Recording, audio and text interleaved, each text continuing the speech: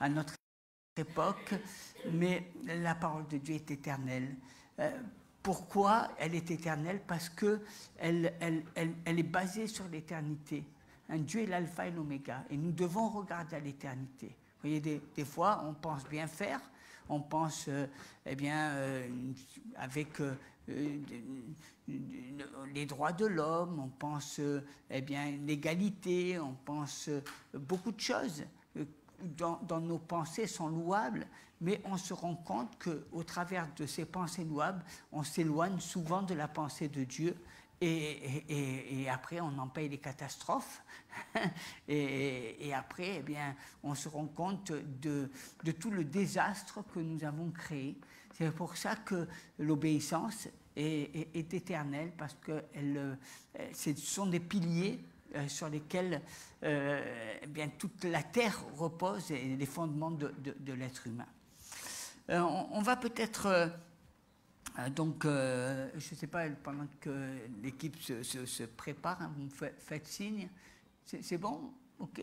Bon, alors si c'est bon, je vais directement... Vous avez une parole qui me parle beaucoup, et je crois qu'elle nous parle à chacun.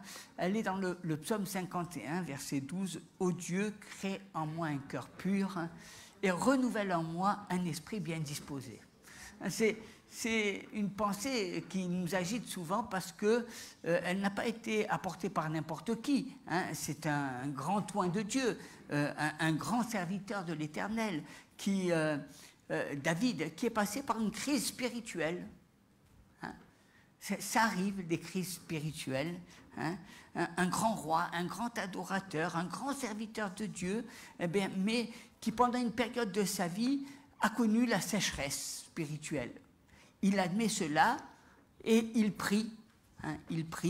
Dieu renouvelle en moi un cœur pur, un esprit bien disposé. Redonne-moi un cœur pur comme dans le passé, comme quand j'étais, que je gardais les brebis et que je contemplais toute ta gloire. Souvent, nous avons du mal à reconnaître qu'on a perdu quelque chose, que notre foi n'est pas au top, que nous n'avons pas cette même passion, ce même feu. Et lorsque tu as servi Dieu à un certain niveau, c'est difficile de reconnaître que tu es en perte de vitesse. Et c'est encore plus difficile de reconnaître que tu as perdu un petit peu ton premier amour. Et sache ceci, tu ne perdras jamais un cœur pur ou un cœur bien disposé sans perdre certaines valeurs de Dieu, certaines choses de ta vie, certaines choses qui faisaient partie de ton identité, de ce que tu es. La perte d'un cœur pur amène toujours la perte de notre position dans le royaume de Dieu, les valeurs de Dieu. Nous nous éloignons. David, l'adorateur, s'est retrouvé dans le péché. Et il crie, il le reconnaît, il crie « Ô Dieu, crée en moi un cœur pur, renouvelle en moi un esprit bien disposé, que je puisse recevoir à nouveau ta parole, que je puisse entendre à nouveau tes préceptes. » L'adoration est la base de l'esprit, et ainsi que sa spiritualité, c'est la base. Adorer Dieu, lorsque il était touché dans quelque chose qui était très cher au cœur de David. David était un adorateur, un homme selon le cœur de Dieu, et son péché l'a éloigné de quelque chose qu'il aimait par-dessus tout, l'adoration. Il n'adorait plus le Seigneur de la même façon. Le cœur qu'il avait ne vibrait plus de la même manière.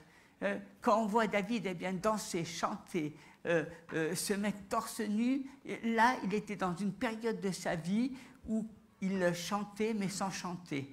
Et il n'avait plus cette même flamme dans son cœur, et il n'avait plus cette spiritualité, cette élévation. Il n'était plus rempli de l'Esprit du Seigneur. Et c'était un moment difficile pour lui, parce que c'était un moment de souffrance, un moment de dépression. Et parce qu'il n'était plus avec ses soldats, il ne participait plus à cette conquête, à cette bataille. Il s'ennuyait dans sa vie, dans son couple, si bien qu'à un moment donné, il a cherché d'autres choses, une nouveauté. Et là, il a été amené à pécher contre Dieu. Et si ton esprit n'est plus disposé à aimer Dieu, à prier Dieu, tu as l'impression que tout s'arrête petit à petit, que tu meurs à petit feu. Tu as le sentiment que ta vie, elle est en train de s'éteindre tout petit à petit. Et parce que l'esprit, c'est le moteur. Quand dans ta tête, ça va bien, c'est le moteur de ta spiritualité, c'est le moteur qui t'amène à louer, à adorer, à vouloir faire, à marcher dans la volonté de Dieu. Et ta tête peut vouloir suivre Dieu, ton corps peut vouloir suivre Dieu, mais si ton esprit n'est plus bien disposé, tu peux te retrouver assis physiquement à l'église, avec ton corps, mais intellectuellement, tu ne ressens plus rien. C'est sec. Pour Dieu, tu ne crois plus en lui et tu ne désires plus le servir. Tu ne désires plus l'aimer. Et voici le thème que je voudrais aborder ce matin. C'est vous donner des clés, c'est vous donner de renouveler cette alliance avec Dieu. Parce que souvent, quand on se retrouve dans cette situation, on ne sait plus quoi faire. On a envie de retrouver son premier amour. On a envie de retrouver cette flamme. On a envie que à nouveau, ça soit comme le feu qui soit perpétuel. Mais on ne sait pas comment. On ne sait pas. Parce que c'est comme ça. C'est plus fort que nous. Et moi, j'aimerais que ce matin, nous puissions renouer, avoir une alliance, une nouvelle, renouvelée, afin de retrouver ta flamme. Moi, je vais te dire comment il faut faire. Je vais te dire, moi je vais t'ouvrir mon cœur et je vais te dire comment il faut faire. Et si tu fais comme je te dis, je suis convaincu, je suis vraiment convaincu, alors que ta foi et que ton amour pour Dieu et que ta flamme va à nouveau sortir, et encore elle en sortira grandie. L'une des premières choses que nous devons faire, c'est prier. David a prié et il a demandé un esprit bien disposé. Il a prié. Vous savez, bien souvent, lorsque nous prions, nous demandons d'être bénis, nous demandons d'avoir de l'argent, que Dieu veille sur nous, que Dieu pourvoie nos besoins. Nous demandons beaucoup de choses matérielles. Mais nous perdons de vue, nous demandons de moins en moins des choses spirituelles. Cette semaine, je disais à des frères et sœurs, mais vous demandez beaucoup de choses, vous priez pour beaucoup de choses, mais est-ce que vous priez pour avoir un cœur pur? Est-ce que vous priez pour que Dieu lave votre vie, vos cœurs, votre robe? Est-ce que vous priez pour être dans la pensée de Dieu? C'est ce que nous devons rechercher. Nous savons que notre vie spirituelle est bien plus importante que notre vie matérielle. D'ailleurs, nous savons que Dieu s'occupe du matériel. Un cœur pur, un cœur disposé. Est-ce que tu pries pour ça tous les jours en demandant à Dieu, Seigneur, donne-moi un cœur pur, dispose favorablement mon cœur, un cœur disposé à te servir, je veux te servir, un cœur disposé à se sanctifier, lave-moi, purifie-moi, que je sois à part, un cœur qui a la crainte de Dieu, je veux marcher, Seigneur, dans tes voies, je veux faire ta volonté, un cœur à évangéliser, à montrer celui qui vit en nous, à parler de Jésus. Un cœur disposé à venir à l'église parce que c'est une fête, parce que c'est le rassemblement des frères et des sœurs en Christ. Un cœur à rendre des services aux pauvres, un cœur zélé pour Dieu. Il faut demander cela, il faut le demander. Si tu sens que tu perdu de ta flamme, eh bien, ce matin, j'aimerais que tu pries de tout ton cœur et que tu demandes à Dieu, je veux t'aimer, Seigneur, comme auparavant, comme lorsque tu as touché mon cœur, quand je t'ai dit la première fois, eh bien, Seigneur, je te donne ma vie et je t'appartiens et je te servirai toute ma vie. Eh bien, je veux que cette flamme que tu avais auparavant, eh bien, que tu pries. Hein? Ce cœur que Dieu a mis à part, hein? Ce cœur qui te réveillait le matin, ce cœur que tu as perdu, hein? Tu vas le retrouver. Et je voudrais te dire ce matin, tu vas le retrouver. Dites, je vais le retrouver. Je vais le retrouver. Je veux le retrouver. Je le veux. C'est important. C'est important. Hein? On passe tous par des hauts et des bas. On passe tous par des moments de dépression, de découragement. On passe tous par des moments de manque de foi. Mais est-ce que tu veux retrouver?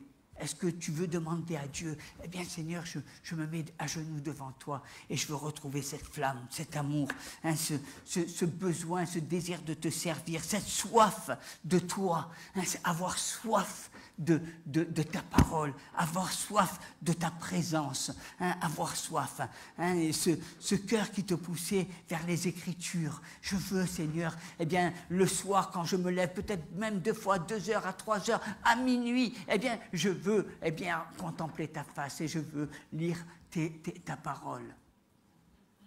Comme pousser, hein. Ce cœur qui ne pouvait te laisser passer une personne qui était dans le monde sans lui parler de Jésus. Jésus. Hein. Cette flamme que tu avais, ce cœur sensible aux douleurs des autres, aux problèmes des autres, aux faiblesses des autres, ces difficultés que rencontraient les autres, tu vas le retrouver, mais tu dois prier.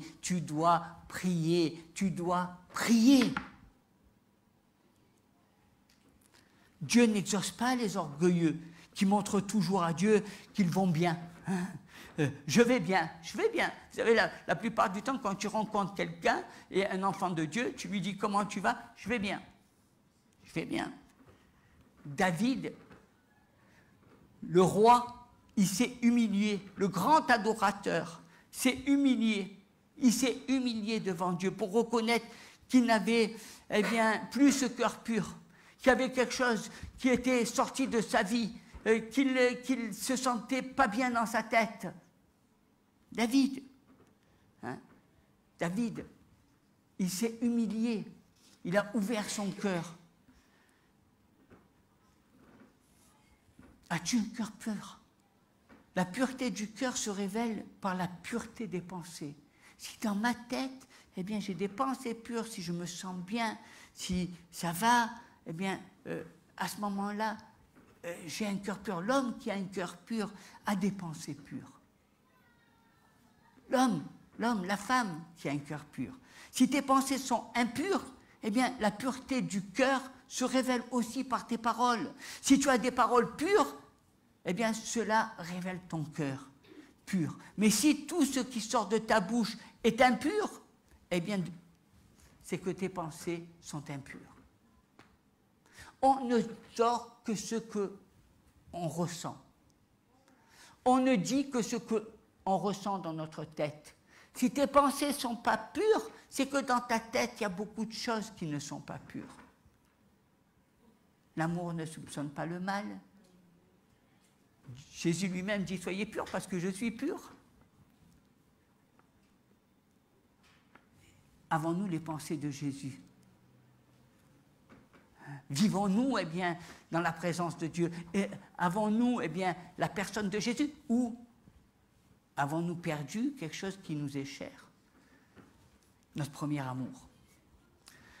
Les choses que tu fais pour Dieu, eh bien, tu les fais pourquoi? Parce qu'on te pousse, parce qu'on t'oblige, parce que tu lis la Bible, pourquoi? Tu viens à l'église, pourquoi? Tu sers, pourquoi? Pourquoi? Un cœur bien disposé n'a besoin d'aucune contrainte.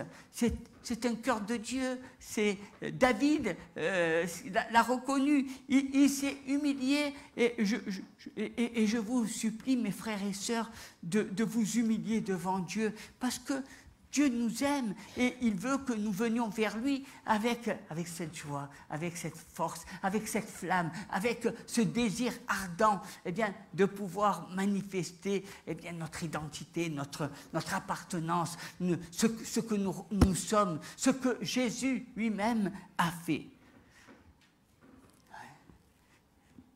Ce n'est pas une comédie. Jusqu'à quand, eh bien, allons-nous faire cette comédie spirituelle devant Dieu? Dieu s'attend tout simplement que tu sois sincère, que tu sois honnête devant toi, que tu reconnaisses simplement. Et la prière est là pour nous donner, d'avoir accès à Dieu. Et le Seigneur, Jésus, est la clé qui nous donne accès au Père et qui nous donne de savoir, eh bien, que nous serons exaucés. Il faut...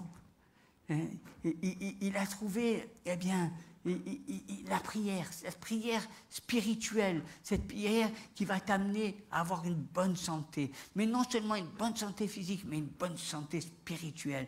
Cette demande de dire, Seigneur, eh bien, je veux que tu me renouvelles. Seigneur, je veux sortir de cette dépression.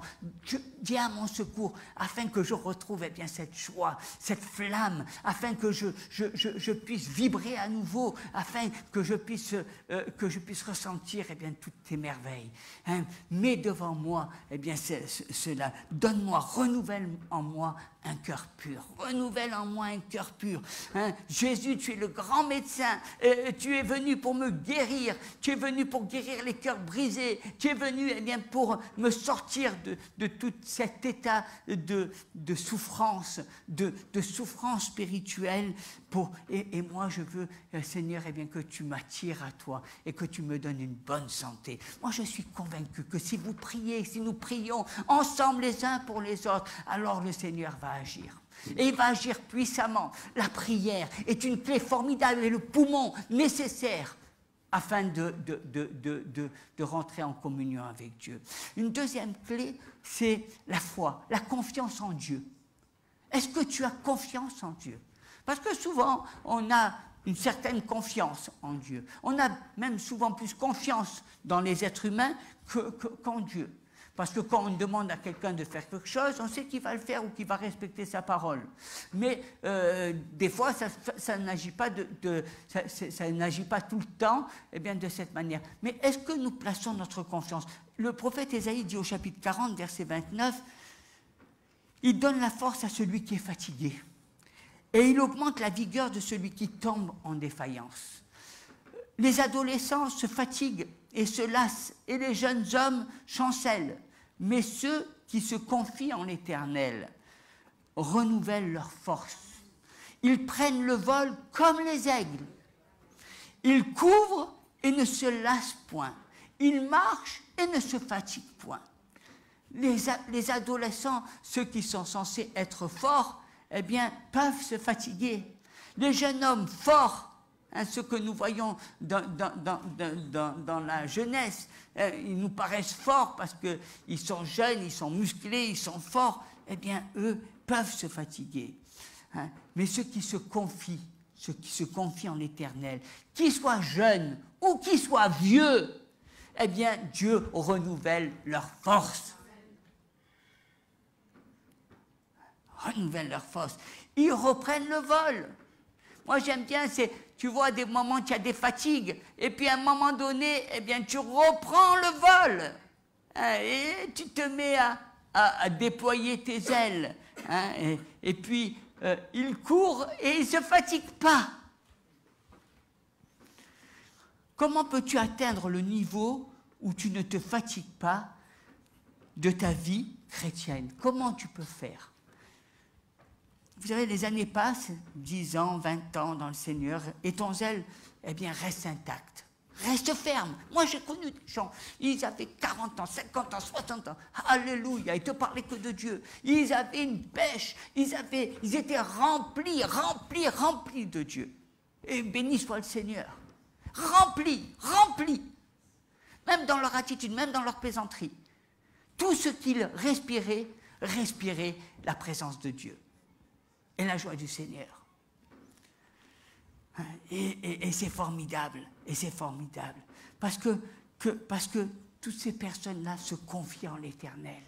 Hein, tu te sanctifies de la même manière. Hein, c'est par la confiance en Dieu. C'est cette avancée. C'est que plus on grandit, plus on fait confiance en Dieu, plus on voit la foi, plus on a la grâce de Dieu qui nous accompagne.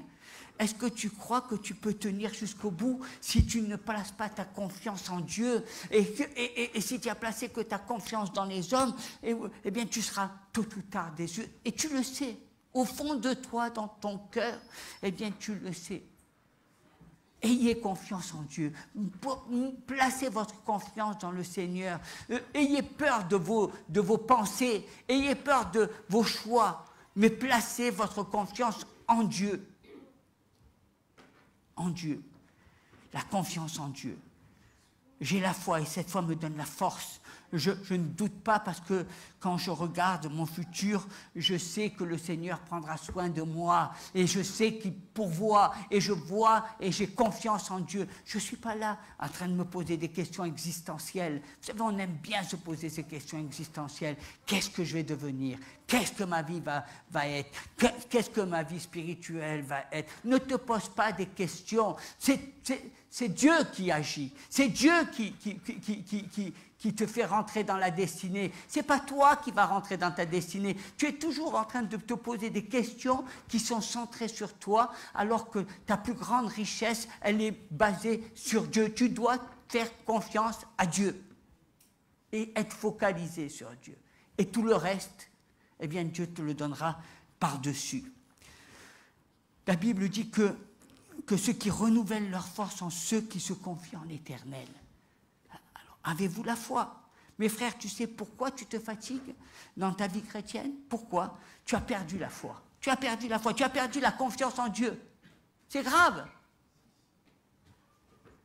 Quand tu vois le péché t'entourer, eh bien, tu commences à avoir peur, comme Pierre. Tu as peur de tomber. Tu vois des pasteurs, des frères qui ont abandonné et tu as peur que ça t'atteigne.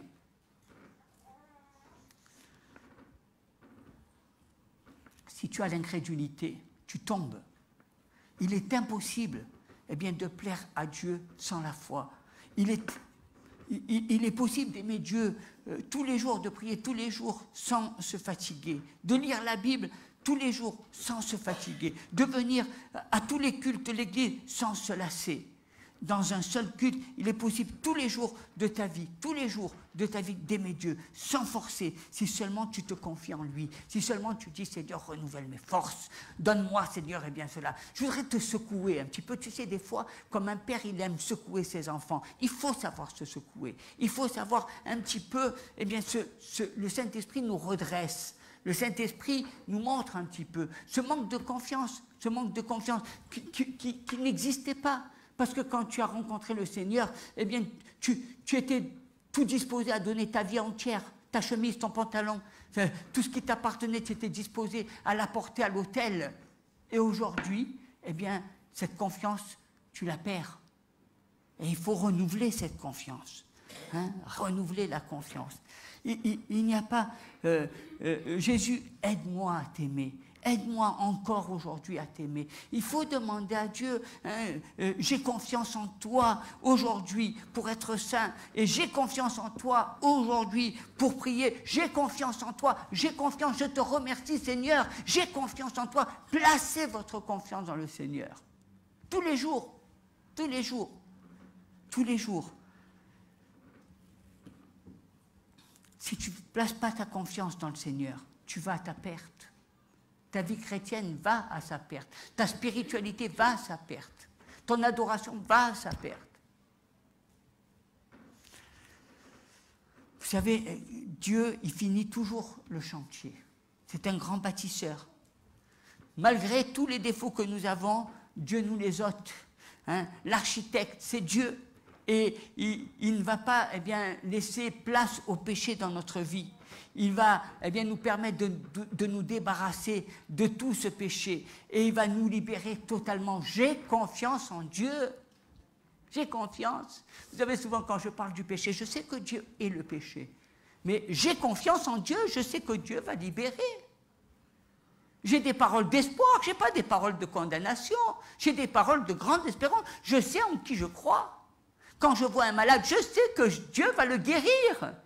Quand je vois quelqu'un qui est dans une position d'adultère, je sais que Dieu lui pardonne et lui dit « va et ne pêche plus ». Je le sais. J'ai confiance en Dieu. Et ce que tu vois, ce sera ce que tu crois. Hein, ce qui va t'arriver. Si tu vois que finalement tu as l'impression que tu es à bout de souffle, c'est ce qui va t'arriver. Mais si tu places ta confiance dans le Seigneur, tu vas être renouvelé. Tu vas sentir la main de Dieu. Et j'aimerais que tu dises à ton voisin, va jusqu'au bout. Va jusqu'au bout. Bats-toi jusqu'au bout. Alléluia. Moi j'aime bien parce que la parole nous dit, celui qui se confie en Dieu ne chancelle pas. Il n'abandonne pas, il ne se fatigue pas. Hein? Des fois, on a envie d'abandonner, des fois, on dit, je suis fatigué. Non, celui qui se confie en l'Éternel n'abandonne pas. Le Seigneur renouvelle les forces. Alléluia.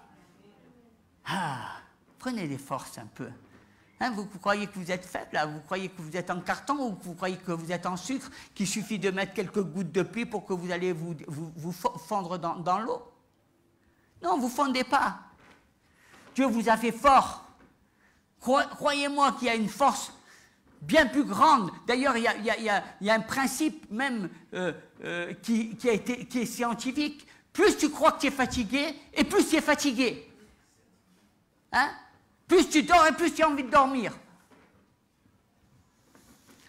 J'ai confiance dans le Seigneur. Celui qui se confie en Dieu ne se fatigue pas.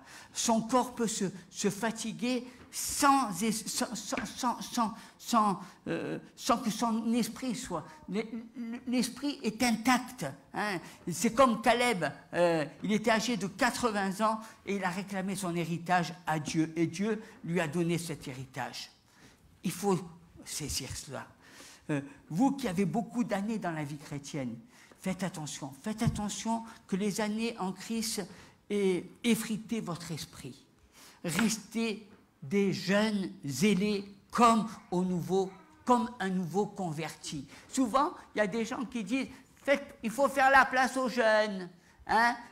Oui, mais lui, c'est normal qu'il va faire de l'évangélisation.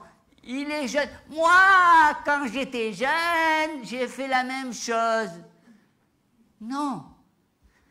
Non, tu n'as pas le droit de dire ces choses-là.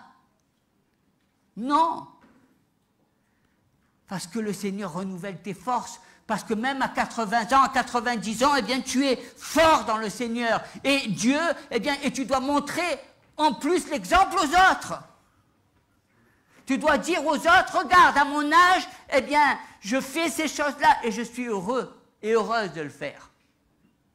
C'est là toute la différence. Hein? La force n'est pas dans la jeunesse, mais dans la confiance dans l'Éternel. La force, c'est parce que j'ai confiance en Dieu. J'ai confiance en lui. J'ai confiance et Dieu renouvelle mes forces. Le troisième clé, le canal du renouvellement, c'est le matin. Dans le livre des Lamentations, chapitre 3, verset 22, vous allez voir un petit peu, parce que ça va, je vais vous demander de faire des efforts. Je vais vous demander beaucoup de discipline. Vous allez voir qu'il y a des choses qui vont vous énerver peut-être, mais tant pis, j'y vais. Livre des Lamentations, verset 22 à 23, vous allez tous dire la même chose avec moi. Les bontés de l'Éternel ne sont pas épuisées. Ses compassions ne sont pas à leur terme. Alléluia. Qui le croient? Tous, j'espère. Et Dieu ne se fatigue pas de faire de bonnes choses. Il ne se fatigue pas de guérir, il ne se fatigue pas de délivrer, il ne se fatigue pas de vous bénir. Il est en pleine forme. Hein. Encore aujourd'hui, il va délivrer, il va guérir, il va opérer des miracles, il va libérer sa puissance. Pourquoi? Bien parce que ses bontés ne sont pas épuisées, elles se renouvellent chaque matin. Hein. Et rien dans la Bible est écrit au hasard. Hein, et je vais vous donner un secret. Il est dit le matin. Il n'est pas dit à 10 heures, il n'est pas dit à 15 heures, il n'est pas dit à 19 heures, il est dit le matin.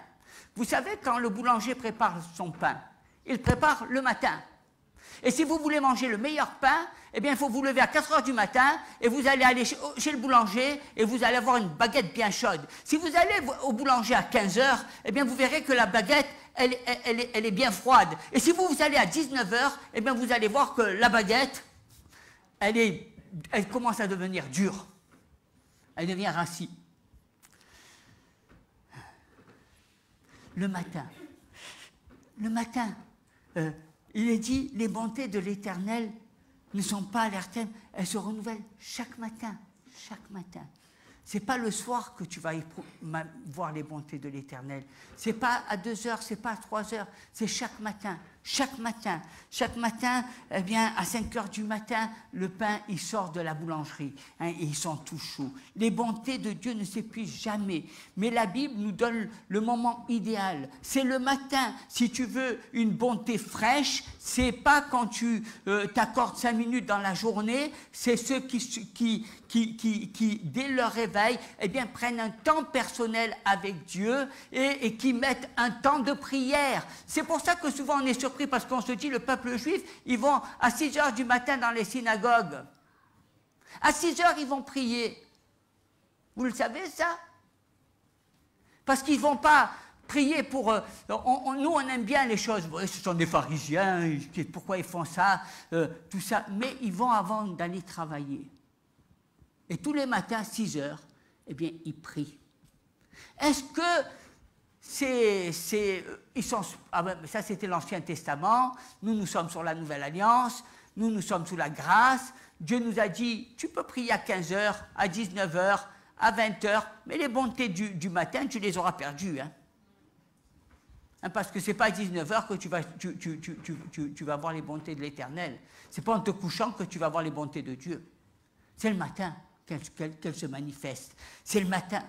Et c'est vrai que nous avons besoin de prendre conscience de ça. Moi, je vous donne un souhait, un rêve. C'est qu'à partir de cette année, un désir, qu'à partir de l'année 2019, eh bien, on vienne tous les matins à 6 heures du matin prier ensemble et louer le Seigneur. Tu verras que les bontés de l'Éternel, elles se manifesteront. Tu verras les bontés de l'Éternel. C'est pas à 10 heures, c'est pas à 11 heures. Je suis à la retraite, vous savez, Dieu, j'ai mal au dos. Non, il n'y a pas de mal au dos, il n'y a pas d'excuse. Est-ce que tu veux voir les bontés de l'Éternel? Les bontés de l'Éternel. Hein? C'est les meilleurs moments qu'on passe. Et moi, ça m'arrive souvent d'être dans la maison et le matin de me lever tôt et de regarder eh bien, les levées de soleil, de voir les oiseaux chanter, de voir la gloire de Dieu se manifester. Et c'est là où on voit toutes les bontés de Dieu. Et puis qu'on voit le lever du jour. Vous savez, quand vous rentrez dans une période où vous allez dans un endroit, et puis il fait nuit. Et puis quand vous regardez, au fur et à mesure que vous priez, il y a le matin. Et le matin, il y a les bontés de Dieu. Il y a les bontés de Dieu. Et pour l'instant, eh bien, je priais. Pour vous qui vous levez tôt, pour certains, je sais qu'il y a des gens qui se lèvent très tôt. Prenez un temps avec le Seigneur. Vous êtes des gâtés de Dieu. Vous êtes des bénis de Dieu parce que vous mettez en pratique cette parole. Vous savez, Dieu, il est pour les gens qui se lèvent tôt. Il n'est pas pour les gens qui se lèvent tard. Dieu n'est pas le Dieu des paresseux. Il est le Dieu des hommes et des femmes qui se lèvent tôt.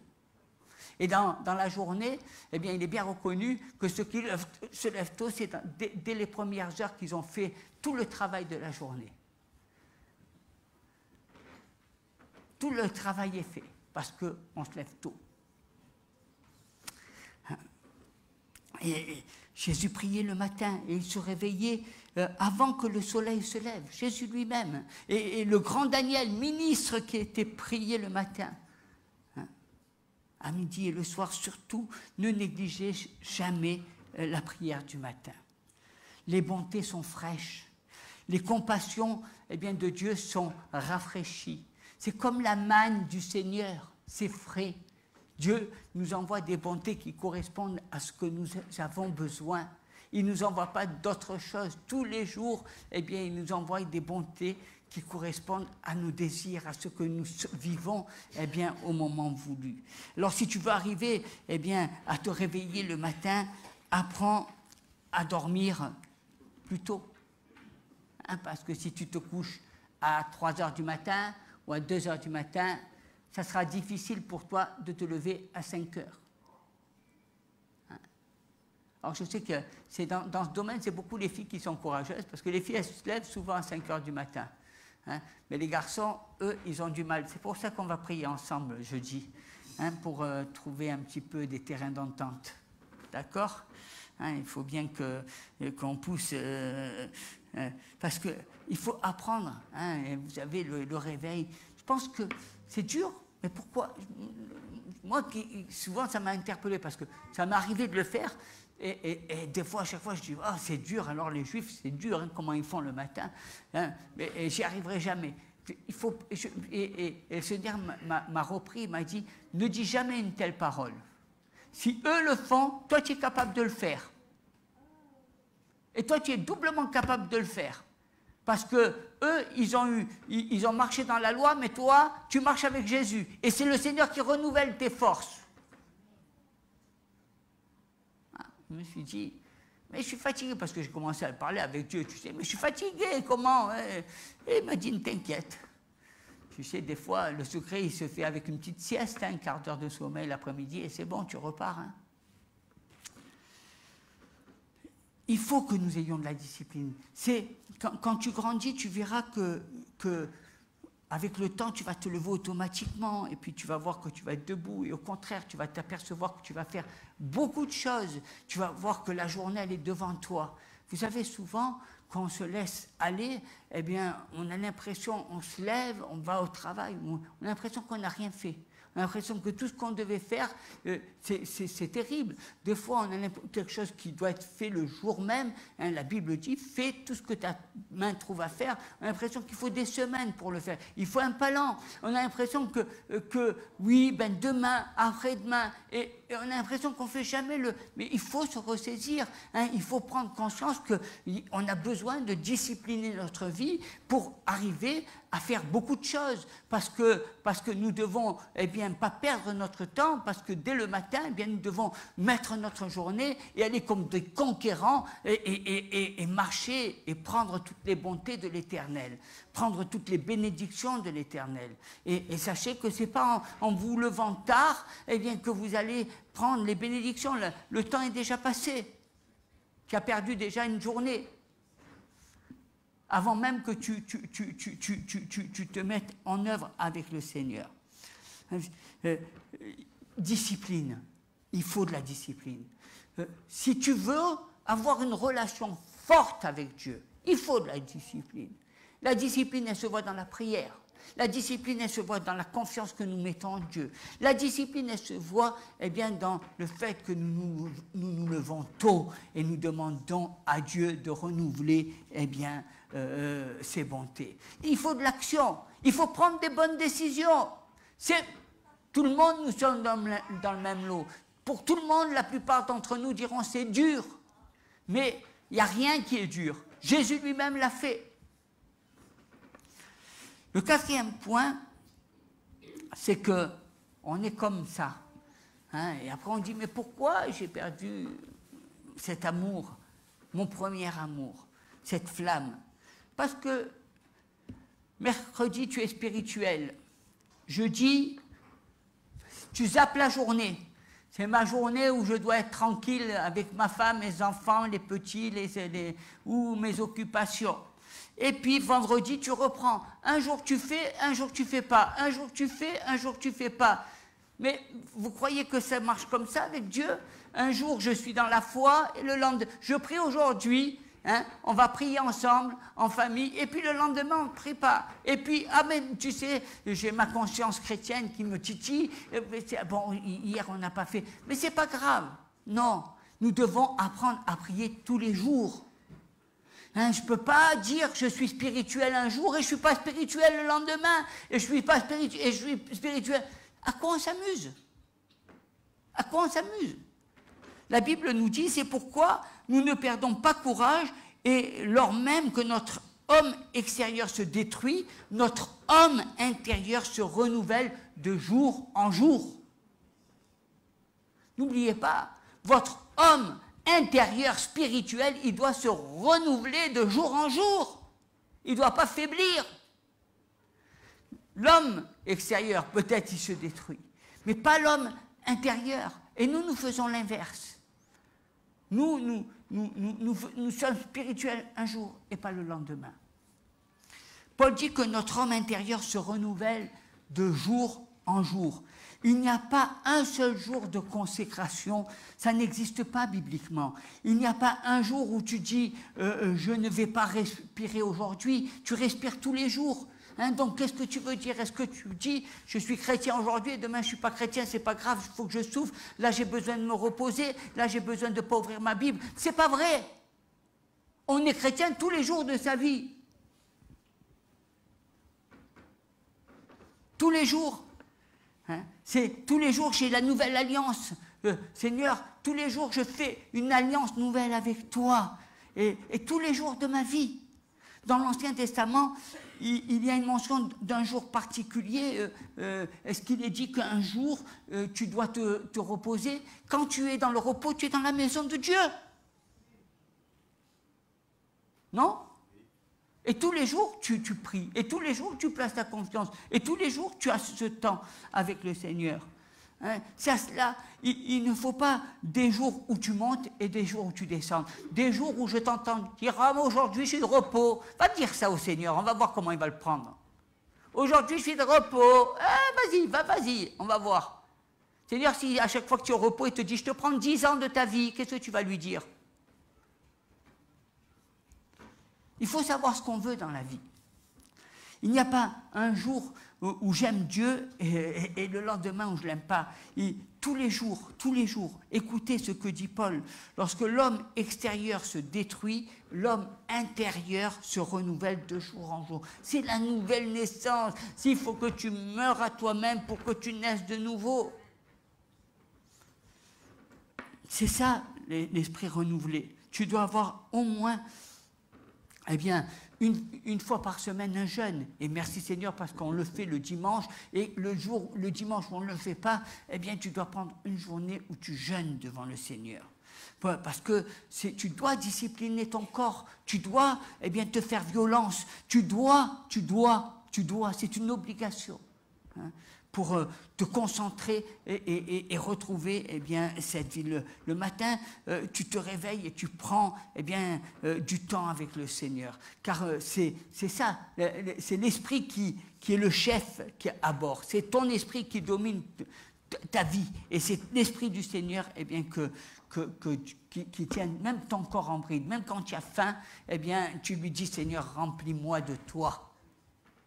Hein, si même dans les jeunes, eh bien, tu sens que ça gargouille, remplis-moi de toi. Parfois, la relation avec la nourriture est très psychologique. Hein.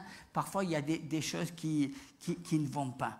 Hein, mais n'oubliez pas qu'il y a des personnes qui ont fait des jeûnes pendant 21 jours, 40 jours, et que tu peux faire un jeûne sans boire et sans manger pendant 7 jours.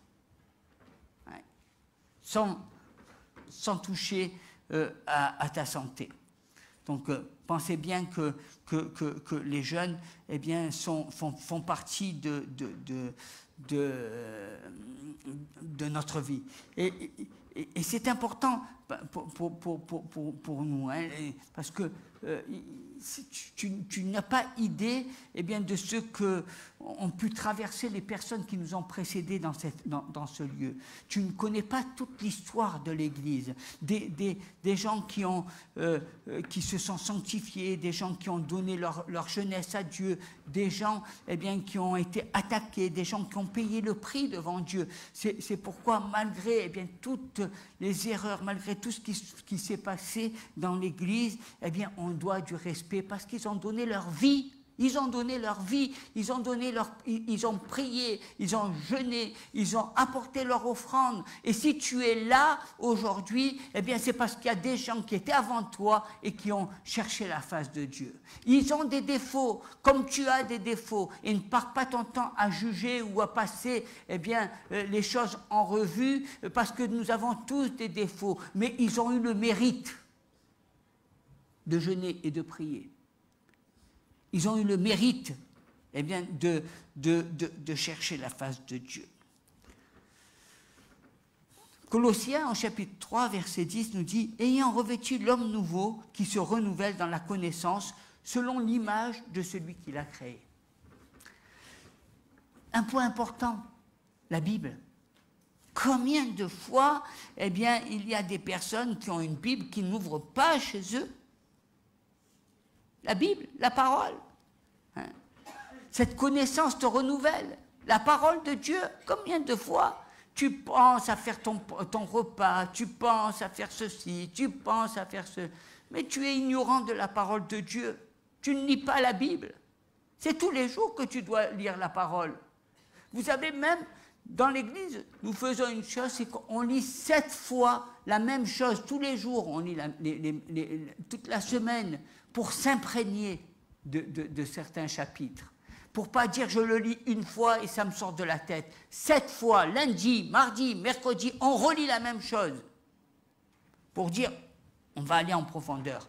Je ne veux pas que ce que je lise, il me sorte de la tête. Je n'ai pas envie d'être comme ces personnes qui ont des mémoires de moineaux. Hein. Il y a beaucoup de gens qui disent, je connais beaucoup, mais j'ai oublié. Non, il faut que ça rentre et que tu n'oublies pas. Et si tu oublies, demande au Seigneur de ne plus oublier. Hein, parce que sinon, on va dire un jour, tu vas oublier ton nom. Hein, j'espère que non. Donc, il ne faut pas oublier. Hein. Et renouveler. C'est pourquoi, mes frères et sœurs, lisez la Bible. Mais avant de lire la Bible, prenez, la torche du Saint-Esprit, l'éclairage du Saint-Esprit. Car si tu ne prends pas la torche du Saint-Esprit, tu ne vas rien voir. Il faut manger avec la révélation, l'éclairage de Dieu. Je veux... Et béni soit le Seigneur, parce qu'il faut demander, ne vous bloquez pas. Il y a des gens que quand je leur parle du Saint-Esprit, ça y est, ils sont partis dans le parler en langue, alors oui, mais je parle ou je ne parle pas en langue. Non, le Saint-Esprit, il a été donné à toute chair. Donc ne cherchez pas, cherchez le Saint-Esprit, l'Esprit, hein, l'éclairage.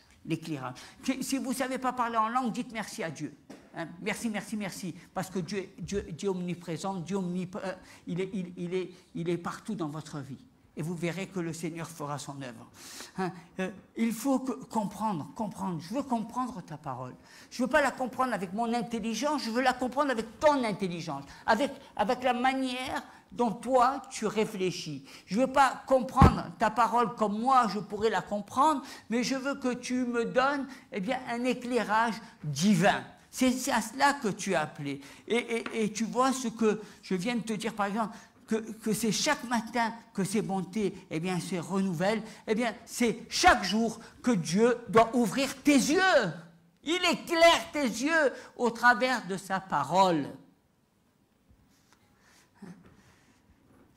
Si tous les jours tu as des révélations, tu as des mises à jour. Le Seigneur te met les pensées. Il te révèle. C'est pas comme... Aujourd'hui, je me suis levé, Dieu m'a parlé, Dieu m'a montré. Oh, tu as vu ça, ça suffit, ça mets tout ça à la poubelle. Parce que comme ça, tu ferais une relation, c'est plus une relation saine, c'est une relation médiocre que tu as avec Dieu. Ta relation, elle doit être basée sur la parole et sur tout ce que tu lis, eh bien, dans la journée. Elle est basée sur une nourriture fraîche. Tu vas me sortir des trucs que tu as reçus il y a 20 ans, il y a 30 ans. Mais c'est moisi, ça. Dieu, il renouvelle sa parole tous les jours. La parole est la même, mais elle est renouvelée. Elle est fraîche. C'est une nourriture fraîche que Dieu nous donne. Il nous donne des poissons frais, il nous donne du pain chaud. C'est à cela que nous sommes appelés. Lisez la Bible, chapitre après chapitre, livre après livre, jusqu'à ce que Jésus revienne. Tous les jours, nous sommes appelés, les hommes et les femmes, de la parole de Dieu.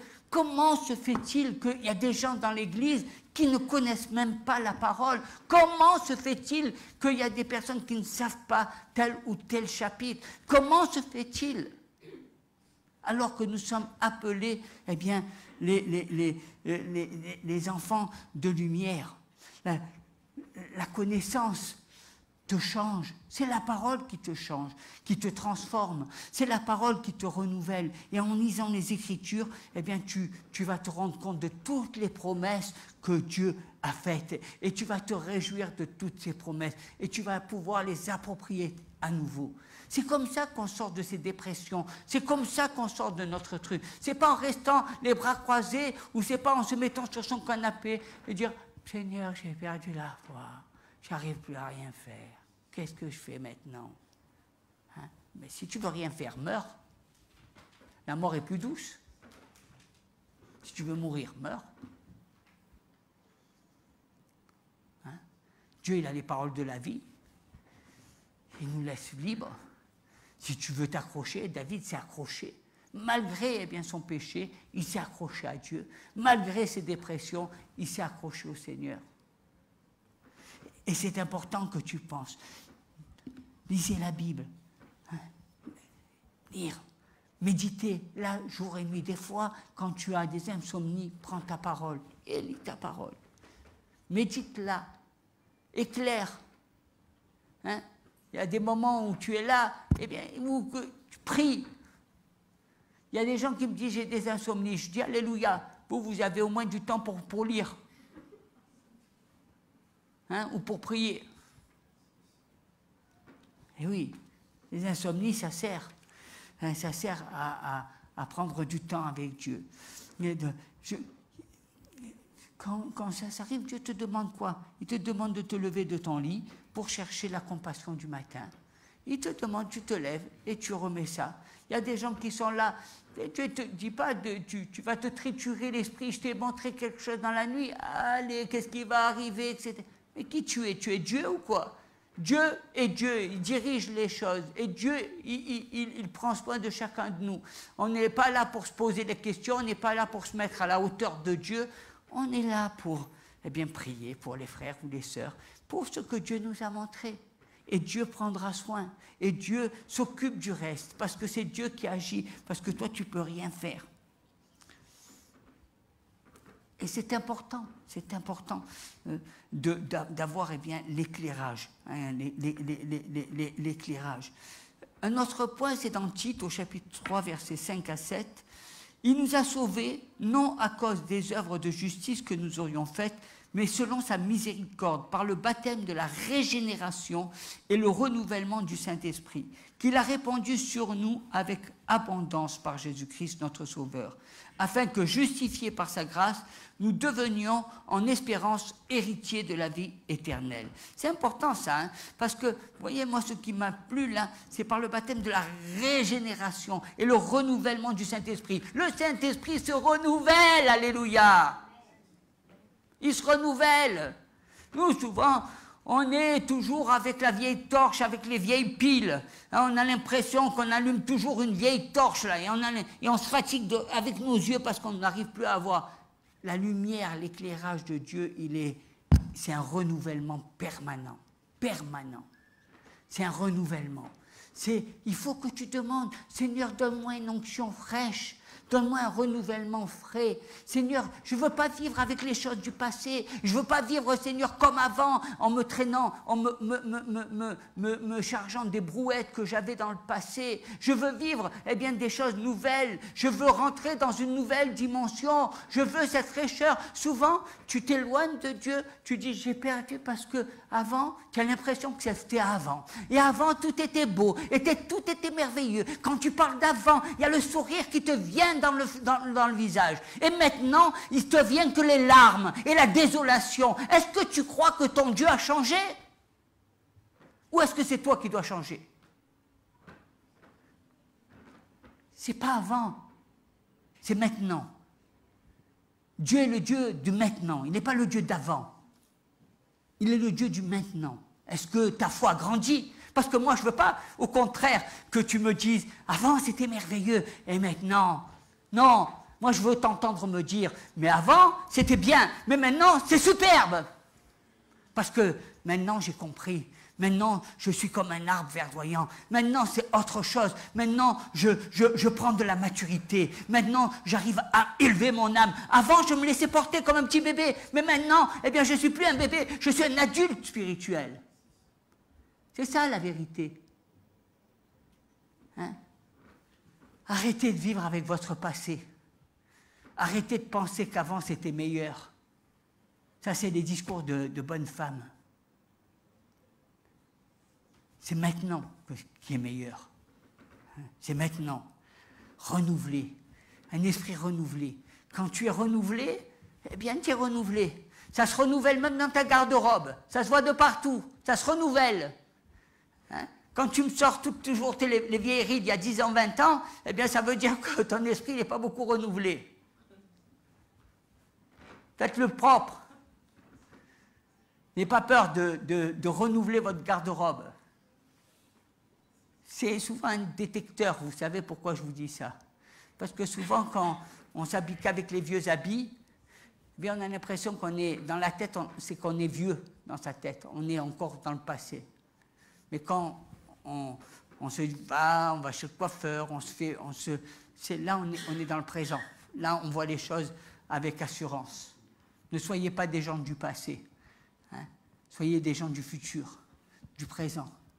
Une onction fraîche, une onction renouvelée. Vous savez, c'est comme si vous prenez une voiture et qu'il n'y a pas d'air dans les pneus, eh bien, elle ne va pas aller doucement. Hein.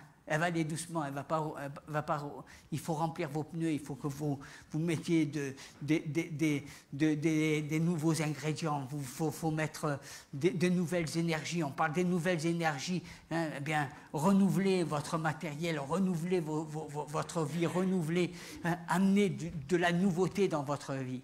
Ne vivez pas qu'avec avec les choses anciennes, ne vivez pas qu'avec votre passé, ne vivez pas qu'avec eh bien, une onction qui est de mon temps, ça marchait bien, et de mon temps, hein, on a l'impression d'avoir un vieillard qui radote toujours la même chose. Alors si tu as envie qu'on te dise que tu es un vieillard qui radote la même chose, ne dis plus de ton temps, parce que de ton temps, on s'en fout. C'est ça que les gens ne comprennent pas. Ils pensent qu'ils te sortent des philosophies, des théories, comme si c'était... Ah oui, et qu'est-ce que tu veux qu'on sorte? On va te sortir le mouchoir, on va faire quoi là-dedans? Rien du tout. C'est à toi, c'est pas de la faute des gens nouveaux, c'est de ta faute. Renouvelle-toi, change de pensée, on vit dans notre époque, arrête de vivre dans ton passé. Parce que ton onction, elle est vieillotte, elle n'est pas fraîche. Hein? Les poissons, ils ne sont pas frais. Ils sont morts depuis des années.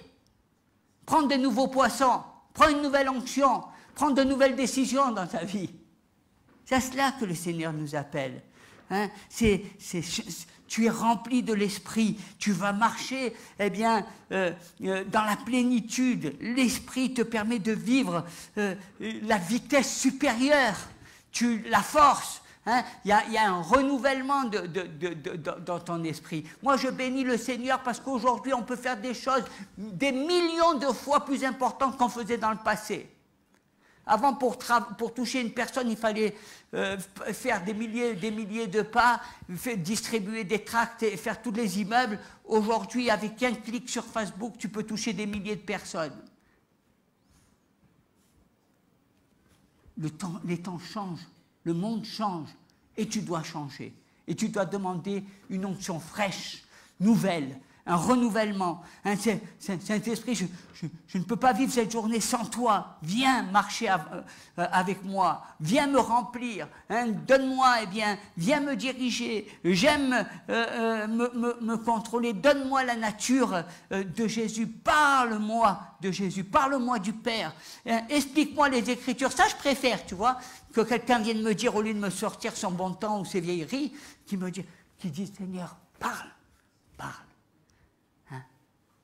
Parce que Jésus, c'est le même hier, aujourd'hui et éternellement. Notre Dieu, ce n'est pas le Dieu de ton passé, ni de tes ancêtres. Il était là il y a plus de 2000 ans. Donc tu vois que le Seigneur, ce n'est pas le Dieu de ta vie, de ton arbre généalogique. Le Seigneur, il était là avant toute chose, et c'est le même Dieu renouvelé que tu lis chaque jour. Et je t'assure que tu seras tout le temps renouvelé, car le Saint-Esprit n'engendre jamais de vieux chrétiens. On ne devient pas un vieux chrétien. L'Esprit de Dieu est tout le temps renouvelé. Est-ce que vous voulez qu'on dise de vous que vous êtes des vieux chrétiens? Non. Le Saint-Esprit n'engendre pas de vieux chrétiens.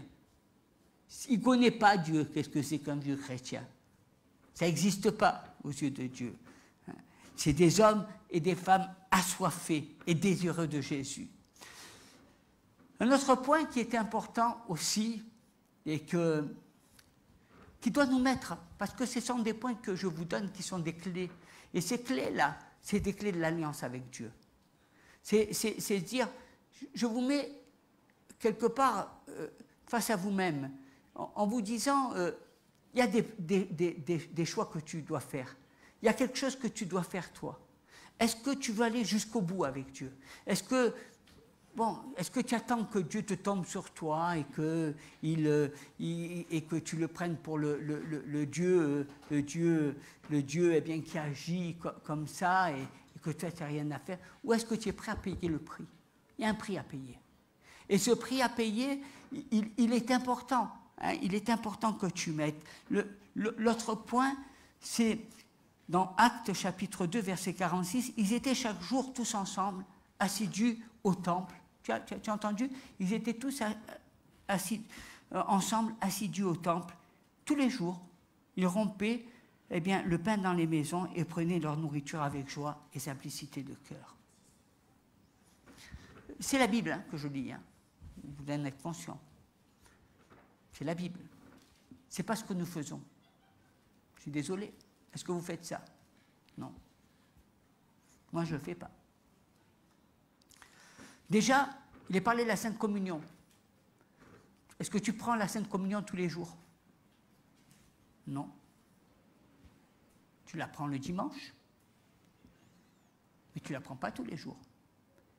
La Sainte Communion, ça doit se prendre tous les jours. C'est une alliance que tu fais tous les jours avec Dieu.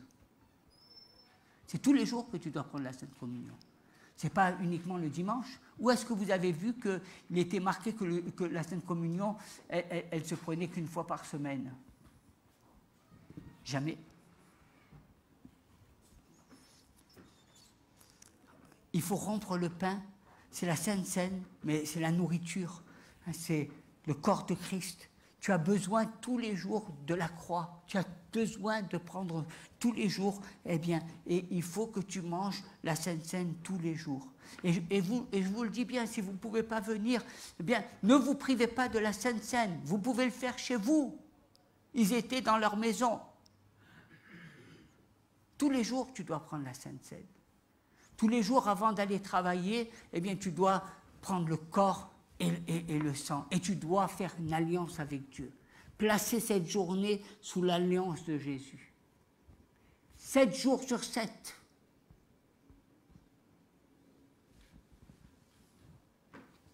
C'est à cela que le Seigneur, on est chrétien tous les jours. 7 jours sur 7. Il faut prendre. C'est bien de marquer ce jour-là. Écoutez ceci. Parmi les plus grandes faiblesses de l'Église, c'est que les chrétiens mangent rarement la Sainte Seine. Et pour moi, manger la Sainte Seine une fois par semaine, c'est quelque chose de trop rare. Quand vous lisez la parole dans les actes, c'était tous les jours. Et quelle est la dernière fois que tu as pris la Sainte Seine? Dimanche dernier. Ou tout à l'heure, ce dimanche. Après, il ne faut pas tomber dans les habitudes. Bien sûr, on prend le temps de réfléchir, on prend le temps de prendre conscience, qu'est-ce que c'est que la Sainte Seine, hein, et bien sûr, si on a la possibilité de le prendre dans l'église tous les jours, alléluia. Mais si tu ne le fais pas dans l'église, si tu n'as pas le temps, tout ce que je te dis, tu peux le faire chez toi, en te levant et en priant. Hein, et puis, peu importe, on ne vous a pas dit d'avoir un stock de petits gobelets en plastique. Si tu prends un petit verre, c'est pareil. Et si tu ne veux pas boire du vin le matin, bien prends-toi du jus de raisin. Ne cherche pas des excuses. Hein. Et tous les jours, on dit merci Seigneur. Merci d'avoir versé ton sang pour moi. Merci Seigneur parce que ton corps a été brisé, parce que je suis sauvé par grâce. Merci Seigneur. Merci. Vous voyez qu'il y a des clés qui nous sont données, et toutes les clés que je vous apporte, ce ne sont pas des clés qui sont comme ça, elles sont dans la parole de Dieu. Il suffit de regarder et de prendre des passages et de voir ce que Dieu veut. Hein? C'est à cela que le Seigneur nous appelle. Hein? L'Église primitive faisait ces choses-là. Et quand tu le fais tous les jours, eh bien, il y a une consécration tous les jours. Parce que tu ne te laisses pas déborder. Parce que des fois, vous savez, dans la vie, il y a des attaques, il y a le malin qui te... les situations. Des fois même, c'est pas facile tous les jours, même dans la relation, même lorsqu'on est en couple, on peut avoir des difficultés. Mais tous les jours, quand tu mets les choses devant le Seigneur, alléluia, Dieu, il a la réponse. Dieu, il a la solution. Il y a tous les jours, eh bien, un esprit bien disposé. Je te remercie. Tu me renouvelles. Je veux faire j'ai un esprit, je veux faire les efforts nécessaires. Je comprends. Donc, je comprends les choses. Et puis, le psaume 92, pour terminer, eh bien, et tu me donnes la force du buffle. Je suis arrosé avec une huile fraîche. David nous dit que Dieu lui donne la force du buffle, qui est un animal fort, hein, le buffle, parmi les animaux les plus forts, hein, et parce qu'il était arrosé d'une huile fraîche. Alléluia. Une huile fraîche. L'onction fraîche est comparée à la rosée de l'Hermon. Une onction fraîche dans ma vie. Une huile fraîche. Parce que nous, des fois, on est tordus, là. Le matin, quand tu te lèves, que tu es tordu, là, que tu as tes pensées des mauvais jours, que les mauvais regards, là. Une onction fraîche. Hein? Une onction fraîche. Une bénédiction. Bénis, Seigneur. Bénis-moi, bénis ma famille, bénis mon église, bénis les personnes. Bénis cette onction fraîche. C'est la fraîcheur. Hein? Et c'est important. Vous savez, même dans les voitures, il faut faire la vidange. Si vous ne faites pas la vidange, eh bien l'huile, elle est mauvaise, elle est pas fraîche. Il faut la changer. Eh bien, nous, on a besoin de cette huile fraîche, de cette onction fraîche. Alors, prenez un petit peu, faites-vous l'onction d'huile le matin. Tous les matins, faites l'onction d'huile. Demandez eh bien qu'il y ait une onction fraîche sur vous. Hein? Fraîche, la fraîcheur, la rosée de l'Hermon, hein, les bénédictions, c'est à cela, l'onction brise le joug. L'onction, eh bien, vous donne de la force du buffle. Hein, l'onction vous donne la bénédiction, vous donne de sortir de la pauvreté, vous donne de sortir eh bien, des malédictions, vous donne de bénir eh bien, les nations, de bénir ceux qui nous dirigent, de bénir eh bien, votre vie. C'est cela l'onction, une onction fraîche hein, dans votre vie. Vous voyez, c'est des clés. Mais c'est des clés eh bien, qui nous montrent les pas que nous avons. On est des fois dans la dépression. Mais quand tu es en dépression, tu vas voir un médecin. Et quand le médecin, qu'est-ce qu'il te fait? Il te donne un traitement. Tu le suis. Des fois même, tu le suis à la lettre. parce que tu es là en train de veiller. Hein, quand il s'agit de ta santé, tu fais attention à prendre à l'heure les médicaments, etc., pour pouvoir sortir, et je le comprends. Mais qu'est-ce que tu fais pour sortir de ta dépression spirituelle? Qu'est-ce que tu fais pour sortir des fois de tes faux semblants? Parce que des fois, il y a cette dépression, hein, comme le Seigneur il dit, reviens à ton premier amour. Mais qu'est-ce que tu fais pour être fort dans le Seigneur, pour savoir ce que, au lieu de te plaindre, au lieu toujours de sortir le mouchoir, au lieu de vivre toujours dans tes doutes, est-ce que tu fais le nécessaire? Est-ce que tu as pris les bonnes décisions qui te permettront de voir ta vie fleurir? Est-ce que tu as pris sur toi, en te disciplinant, en sachant que il y a des choses que tu peux faire et il y a des choses que tu dois faire? Est-ce que tu es capable de te dire ces choses-là? Et tout cela, je le remets devant toi. Je remets toutes ces choses-là et je demande au Seigneur qu'il apporte le sceau de sa bénédiction et que toutes ces pensées, elles puissent mûrir dans votre esprit, afin que, ensemble, je dis bien ensemble parce que souvent, on a l'impression que vous ne prenez pas conscience, mais je veux que les choses viennent de vous. Je ne veux pas que ça vienne toujours du pasteur. Je veux que les choses viennent de vous, que quand vous êtes malade, vous appelez le pasteur pour prier, et c'est bien, mais vous allez voir souvent un médecin, et ça vient de vous. Mais il en est de même. Lorsque vous êtes dans une certaine situation, est-ce que vous voulez discipliner votre vie? Est-ce que vous voulez faire comme la parole de Dieu? Est-ce que vous êtes prêt à vivre ces sacrifices que Dieu vous demande? Mais vous savez, ces sacrifices, quand Dieu nous demande des sacrifices, ce n'est pas pour notre mal, c'est au contraire pour bénir notre journée.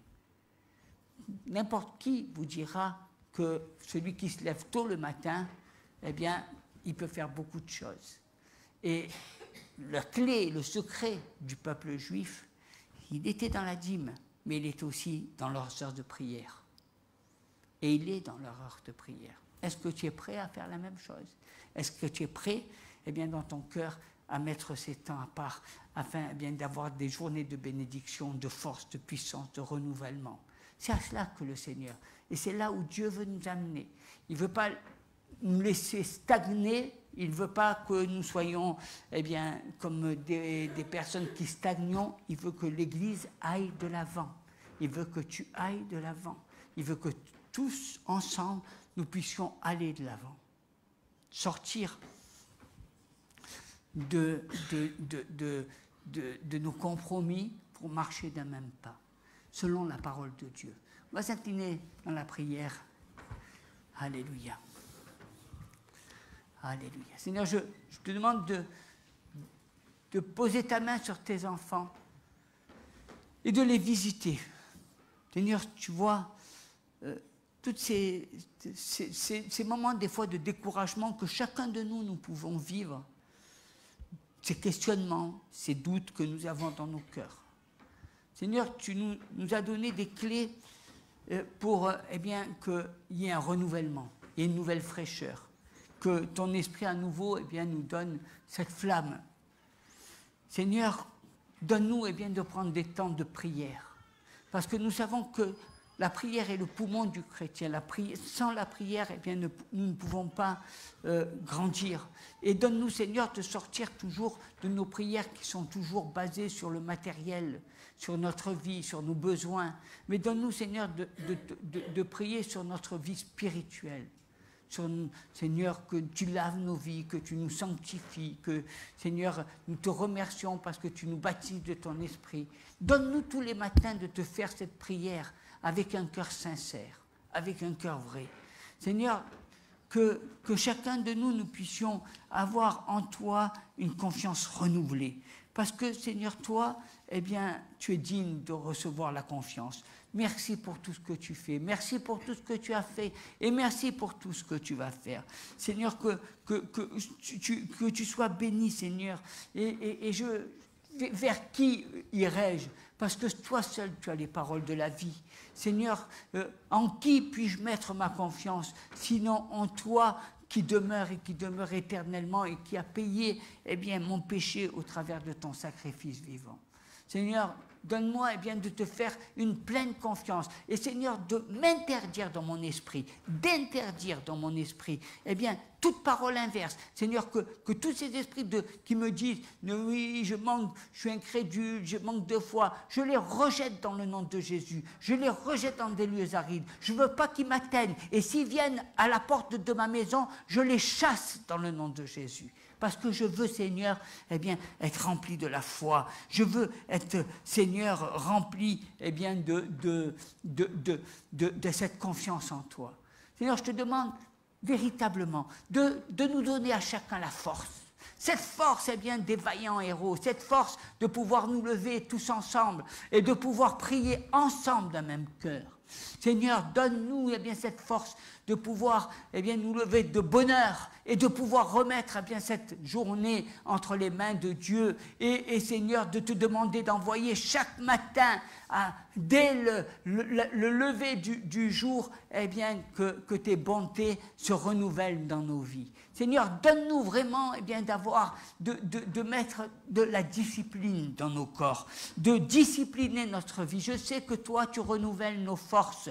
Je sais que toi, Seigneur, eh bien, tu es aux commandes et je ne veux pas eh bien, vivre avec des fausses erreurs. Je ne veux pas rester eh bien, comme quelqu'un qui se complaît au travers en se disant « mais je suis fatigué ». Plus tu es fatigué et plus tu seras fatigué. C'est le lot eh bien, des personnes qui sont fatiguées. Hein, ils sont toujours fatigués. Seigneur, je demande aussi de ne pas faire de compromis. Que je sois vigilant. Parce que, Seigneur, souvent, lorsque je suis eh bien, dans ces états spirituels, je fais le yo-yo. Un jour je vais bien et un jour je vais mal. Un jour je fais ça et je prends de bonnes décisions et 2 jours après, je redeviens comme avant. Je te demande vraiment eh bien, de toucher nos cœurs afin que tous les jours soient des jours spirituels. Du lundi au dimanche, nous marchions dans la spiritualité, que nous ne nous permettions pas eh bien, de faire un jour oui et un jour non, mais de marcher tous les jours de notre vie, eh bien, d'avoir en nous cet esprit, de chercher, Seigneur, ta face tous les jours. Et merci parce que ta parole nous encourage. Seigneur, que ta parole soit notre trésor. Que ta parole eh bien, soit celle qui nous accompagne et qui renouvelle tous les jours nos pensées. Que ta parole nous guide, que nous puissions connaître et aller encore et encore dans les secrets de Dieu, dans les pensées de Dieu.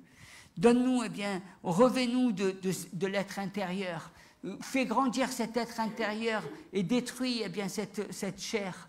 Renouvelle en nous eh bien, cet esprit bien disposé. Donne-nous, eh bien, Seigneur, de méditer ta parole jour et nuit, de prendre part, Seigneur, à cet aliment eh bien, d'effort. Seigneur, que nous puissions vraiment sentir eh bien, cette plénitude du Saint-Esprit dans nos vies, cette plénitude, ce renouvellement du Saint-Esprit, cette abondance par Jésus-Christ notre Sauveur, que Dieu eh bien, nous renouvelle pleinement au travers de sa parole et de l'Esprit Saint. Seigneur, que nous puissions eh bien, être renouvelés véritablement et que nous puissions nous projeter dans le futur, sachant que c'est toi qui diriges toutes choses et que c'est toi qui œuvres pleinement. Demande, Seigneur, de nous donner eh bien, chaque jour de faire cette alliance avec toi. Seigneur, que nous puissions avoir dans nos cœurs cette décision de ne pas faire simplement la Sainte Seine le dimanche, mais tous les jours de notre vie, que ça soit tous les jours une alliance nouvelle que nous fassions avec toi, afin eh bien, que cette alliance soit renouvelée, que nous ne laissions pas un seul jour eh bien, la place au malin, pour détruire ou pour nous couper de l'alliance de Dieu. Ton alliance est éternelle et nous voulons eh bien, faire cette alliance tous les jours avant que tu reviennes sur cette terre nous chercher. Seigneur, c'est parce que la croix, c'est tous les jours que nous le vivons. Et cette alliance que tu as faite avec nous, elle existe tous les jours.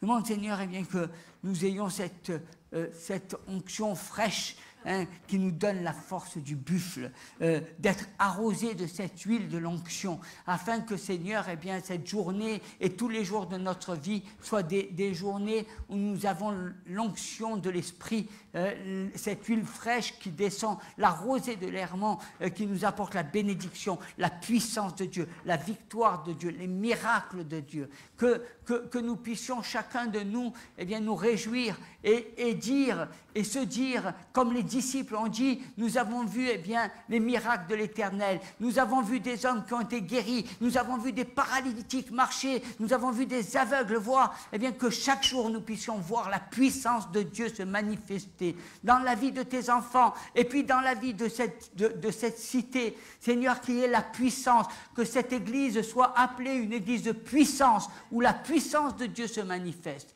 Merci, Seigneur, pour ta grâce et ton amour. Au nom de Jésus, touche les cœurs et je suis convaincu, Seigneur, que tous ceux qui passent par des moments de dépression spirituelle, eh bien, je suis convaincu que tu vas les aider, que tu vas leur tendre la main et que tu vas leur permettre, eh bien, d'être encore plus forts que ce qu'ils étaient auparavant. Au nom de Jésus.